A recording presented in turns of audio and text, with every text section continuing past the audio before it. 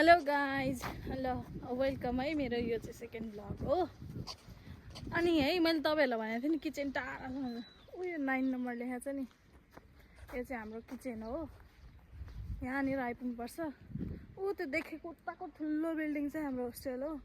यहाँदेखि जानुपर्छ। यो सबै यो बिल्डिङ जति पनि बिल्डिङ देखिरहनु भएको छ नि, यो बिल्डिङ, त्यो बिल्डिङ, यो बिल्डिङ, ऊ त्यता बिल्डिङ, यो सब हाम्रो युनिभर्सिटी हो।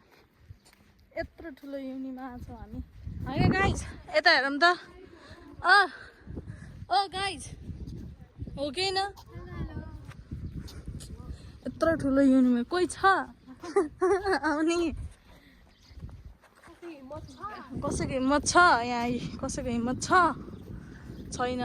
त्यहाँ छ है। अब उहाँ पुग्नुपर्छ कि यहाँ उयो यो रातो बिल्डिङबाट ऊ त्यो बिल्डिङबाट खाना खाएर आउनुपर्छ। अनि ऊ त्यहाँ पुग्दा पुग्दै हाम्रो सबै खाएको चाहिँ सबै पचिसक्छ क्या। सब हाम्रो लिएर मैले सब देखाइदिइरहेको छु क्लियरली तिमीहरू सबैलाई है। हेर सबैजनाले कस्तो राम्रो फुल फुलेको है।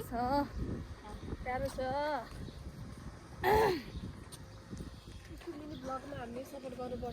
हेलो गाइस, उहाँहरू चाहिँ हामी सबै रुममेट। यो चाहिँ हाम्रो ग्राउन्ड, ठुलो ग्राउन्ड छ क्या। यो ग्राउन्ड चाहिँ हामी कटेर जानुपर्छ फेरि।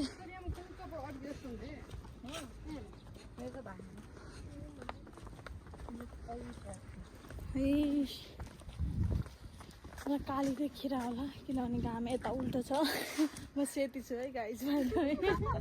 त्यस्तो सेतो नै होइन, तर जस छि भन्ने खालको चाहिँ छैन जस्तो लाग्छ। कहाँ जाने? यहाँ शीतलमा बसौँ न एकछिन, बरु यहाँ ढुङ्गा सुङ्गामा फोटो खिचौँ। यहाँ शीतलमा बस्छौँ हामी एकछिन अब है। यो कोरियन छ हामीसँग एउटा, एकजना चाहिँ कोरियन गाइड लिएर हिँडेको छौँ।